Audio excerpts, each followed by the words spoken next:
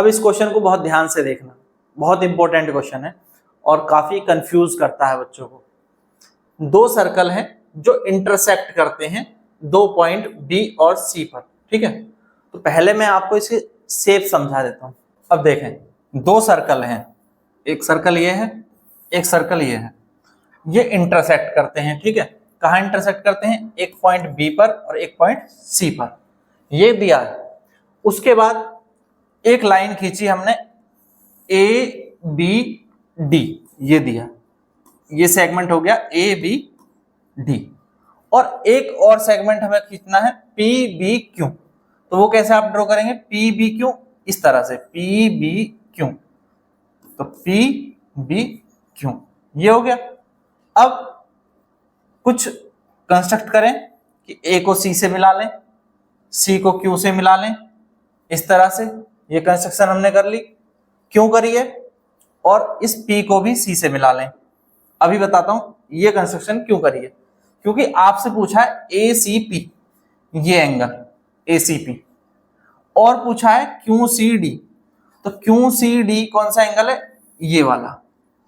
तो ये एंगल दोनों हमें बताने हैं कि इक्वल है, प्रूफ करना है कि ये दोनों एंगल क्या है? इक्वल है, ये प्रूफ करना है। देखिए समझो, कॉर्ड एपी और डी क्यू हमने ज्वाइन कर लिया। हमने क्या किया? इसको एपी को और डी क्यू को ज्वाइन कर लेना है। अब आपका डायग्राम ऐसा दिखाई देगा।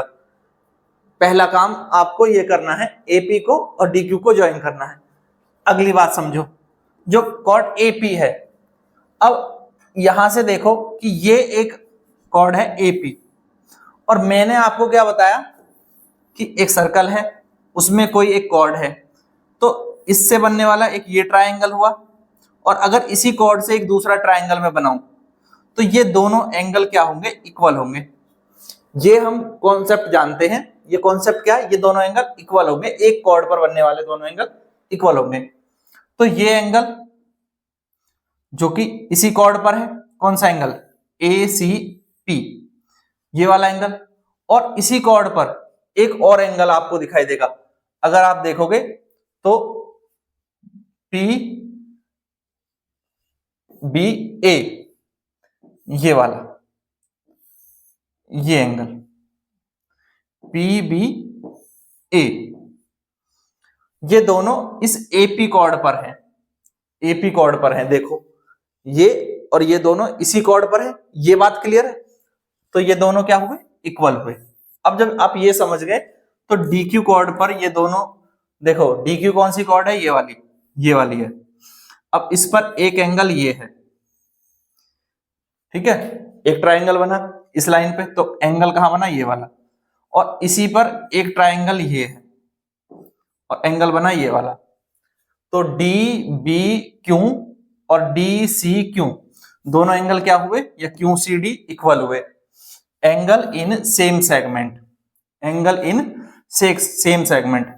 कोई कॉर्ड होती है और उस कॉर्ड के एक तरफ ये एक सेगमेंट है, दूसरी तरफ दूसरा सेगमेंट है, तो एक तरफ के वाले सेगमेंट में जो एंगल बनेंगे, दो सारे एंगल क्या होंगे? इक्वल होंगे। क्लियर?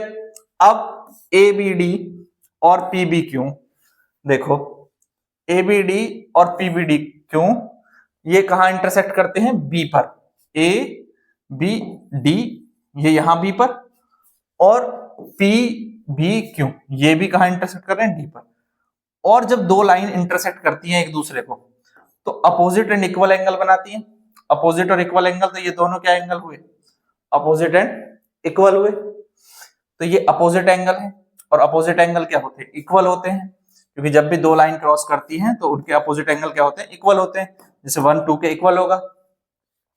तो PBA इधर वाला और उधर DBQ या क्या होंगे? इक्वल होंगे, क्योंकि वर्टिकली अपोजिट एंगल है।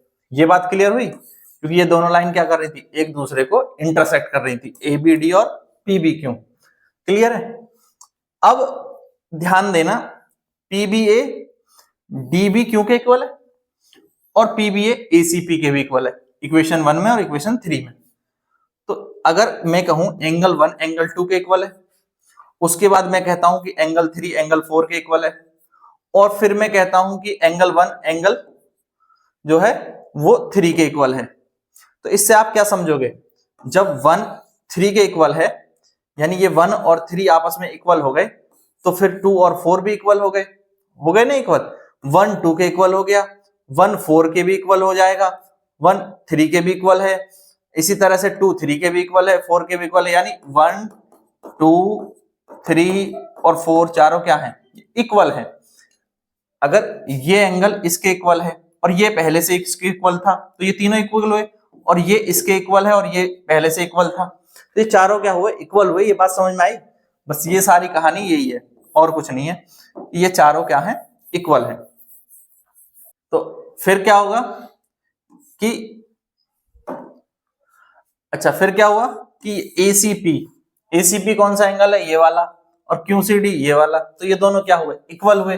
जब ऊपर वाले दोनों इक्वल हैं तो ये चारों तो आपस में चारों के इक्वल ही हैं, तो वो हमने अभी प्रूफ किया था, चारों इक्वल हैं। कैसे इक्वल है, 1 2 3 से हमने कर लिया, तो इसका मतलब ये भी एंगल इसके इक्वल होगा, यानी एसीपी क्यूसीडी के इक्वल होगा। अब कर लेंगे इसको, बताओ कोई दिक्कत? सिंपल सा कॉन्सेप्ट है, ठीक है।